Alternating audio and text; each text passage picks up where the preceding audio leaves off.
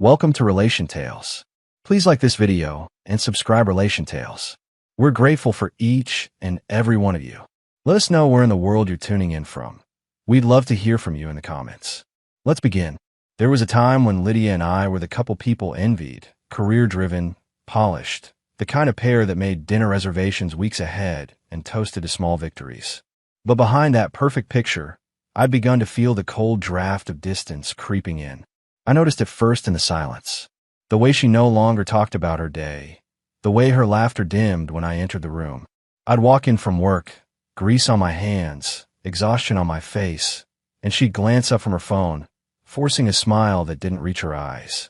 Our lives had split into parallel tracks, hers lined with client dinners, business trips, and glowing screens at midnight. Mine filled with takeout containers and the quiet hum of the TV. I wasn't naive. I'd seen the signs, new dresses, sudden work events, and that one cologne I'd never worn lingering faintly on her scarf. I didn't confront her. Not yet. Because sometimes silence says more than a scream ever could. That Friday evening, I cooked dinner like usual. Her favorite, garlic salmon with lemon butter. The clock hit 8, then 9. No call, no text, just the soft buzz of my phone lighting up with her name. Running late tonight. Dinner with clients. Don't wait up. A small, red heart sat at the end. The same one she used to send when we were still us. But this time, I didn't see affection. I saw mockery. I leaned back in my chair, staring at the untouched plates across from me. Clients, huh? The same clients she laughed about at breakfast. The ones who didn't understand marketing at all. So I smiled. A slow, bitter smile. And replied, "No problem. Enjoy the lobster. And tell Chris I still want my shirt back." Seconds later, my phone vibrated. One missed call. Then another. Then another. I let it ring. I wanted her to feel it. The cold panic that comes when the mask slips. When it finally stopped, I opened my photo gallery. My fingers hovered over the album labeled June Conference. Inside were pictures she didn't know I'd seen.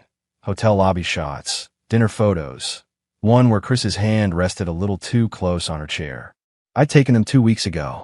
Quietly. Meticulously. Because I already knew she wasn't at any client dinner. And tonight, she'd find out I wasn't the fool she thought I was. Her call stopped after the 4th ring. I watched the screen dim, the name Lydia fading into darkness. And for the first time in months, I felt calm.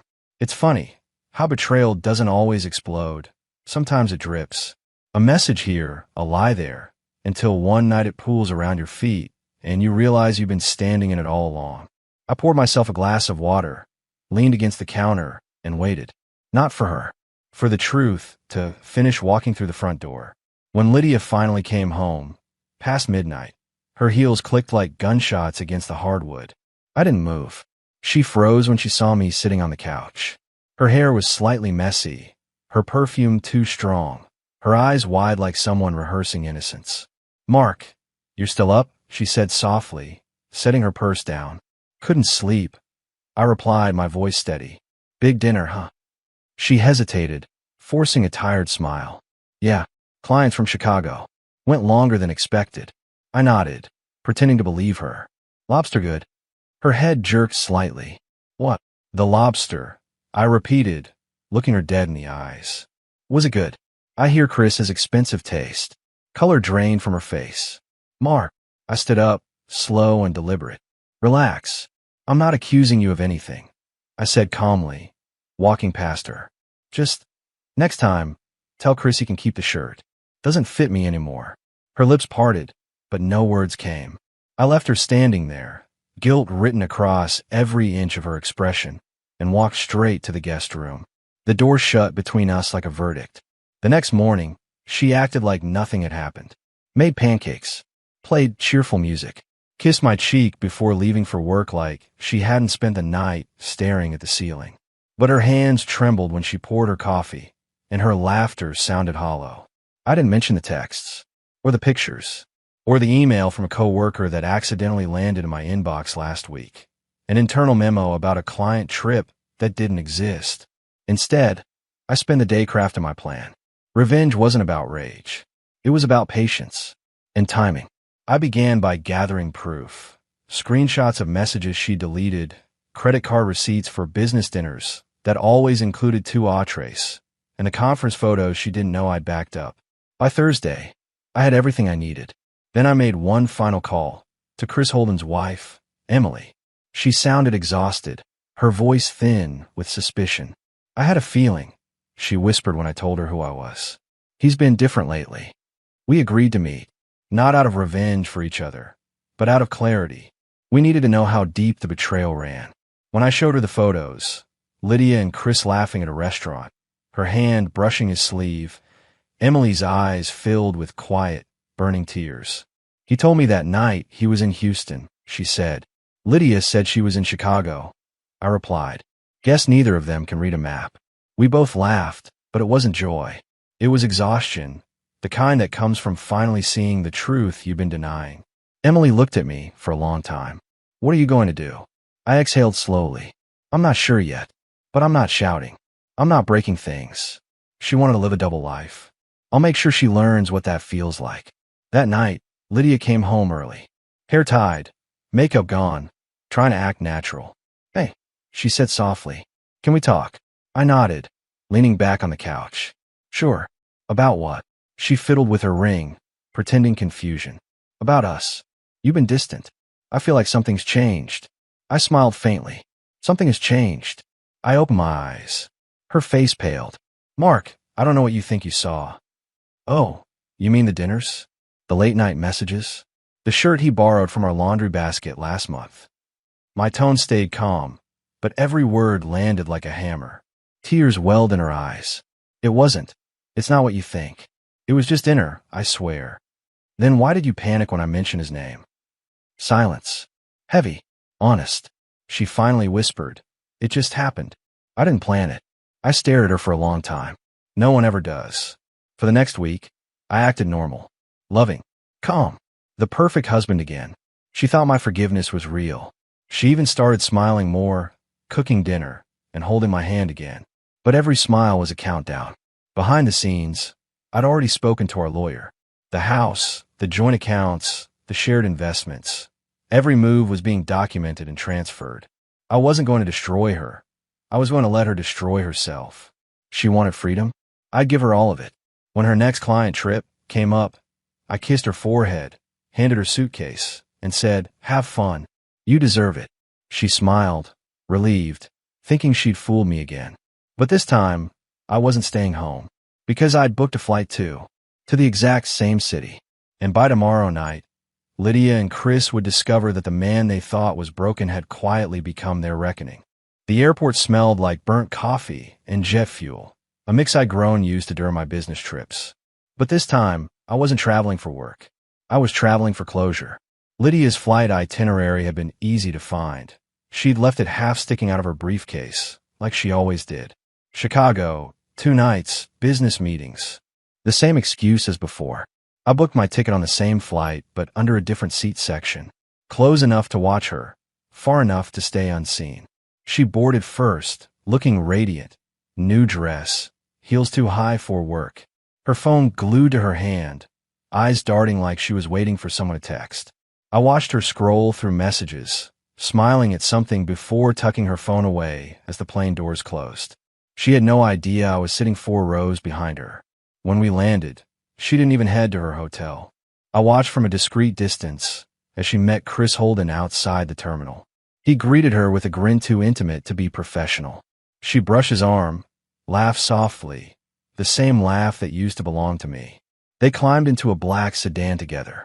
My hands tightened into fists, but I stayed calm. Revenge wasn't about shouting in the streets. It was about precision. I followed another car, keeping my distance. They arrived at an upscale downtown hotel. He helped her out like a gentleman, hand resting briefly on her waist, and I took the photo. Not blurry, not rushed, perfectly timed. Then another, as they checked in under Mr. and Mrs. Holden. Proof, truth, justice, all captured through a camera lens. That night, I checked into the same hotel, 3 floors below. I didn't sleep. I didn't eat. I waited. At sunrise, I emailed everything. Every photo, every receipt, every timestamp. To Emily Holden, Chris's wife. I didn't include a message. The images spoke for themselves. Within an hour, she called. He's still asleep next to her, she said quietly. But not for long. You sure about this? I asked. Her voice didn't tremble. He's made his bed. Let him wake up in it. I respected her courage. We were two people who didn't deserve the lies we'd been fed. Later that morning, I went down to the hotel cafe, ordered coffee, and waited by the window. The moment came faster than I expected. Lydia walking briskly through the lobby. Phone pressed to her ear, her expression panic-stricken. She spotted me. Froze. Her mouth opened slightly.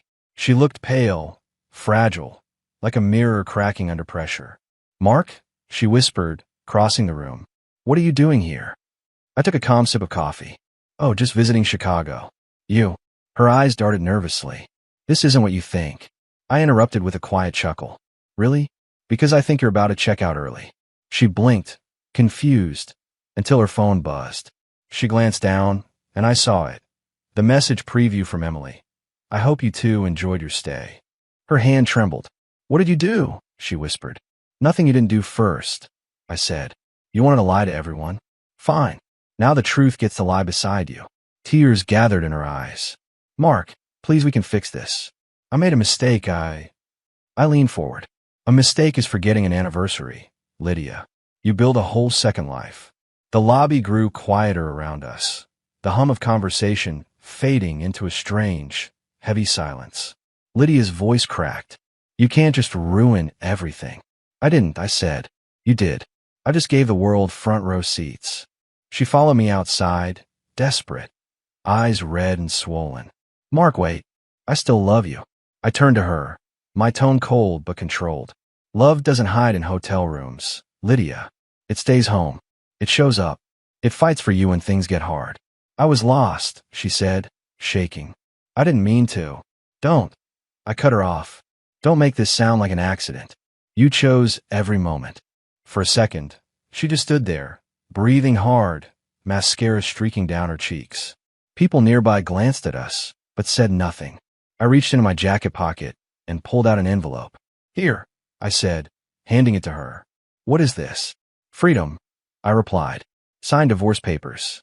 Effective immediately. Her face went white. You already filed? Last week, I said simply, while you were too busy playing house with Chris.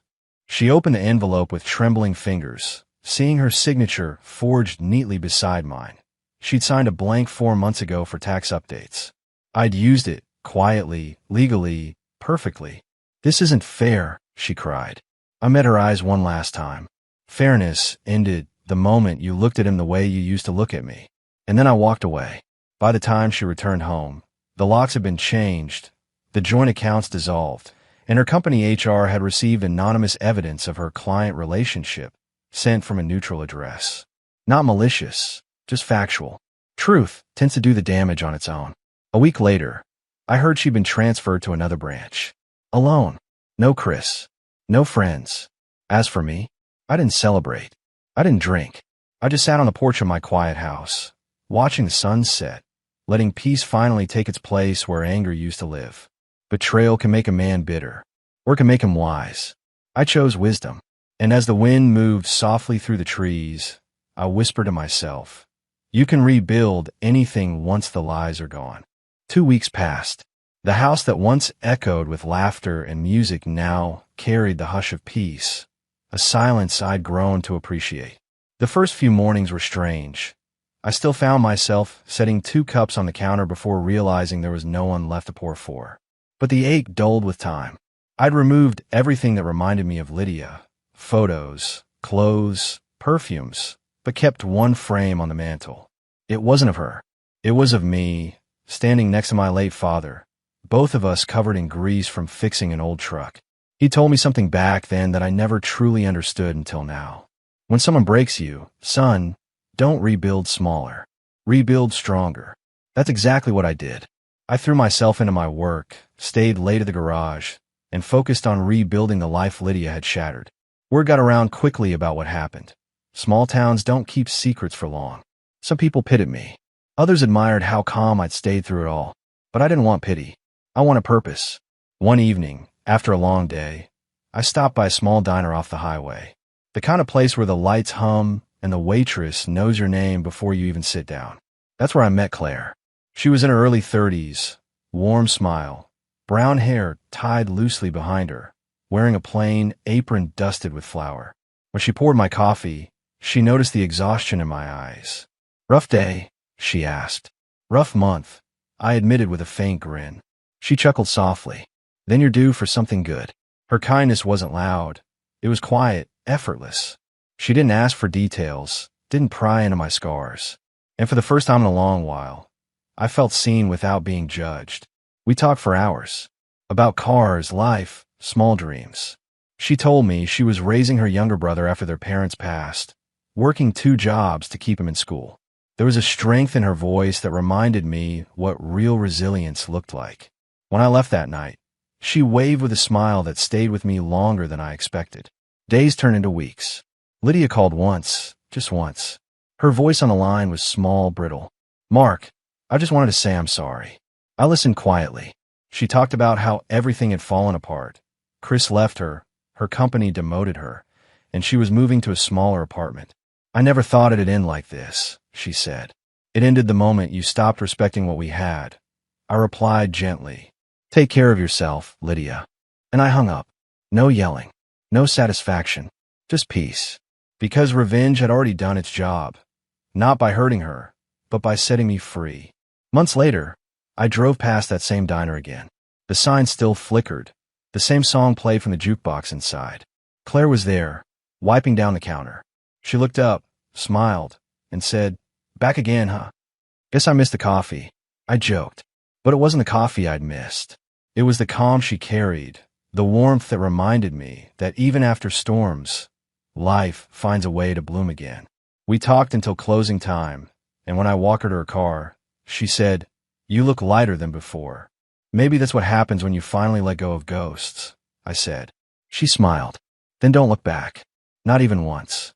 As I drove home that night, the city lights blurred in my rearview mirror, and for the first time in months, I didn't feel anger or loss or regret. I felt ready to start again. Because some endings aren't tragedies. They're invitations to rebuild. And this time, I wasn't rebuilding smaller. I was rebuilding stronger.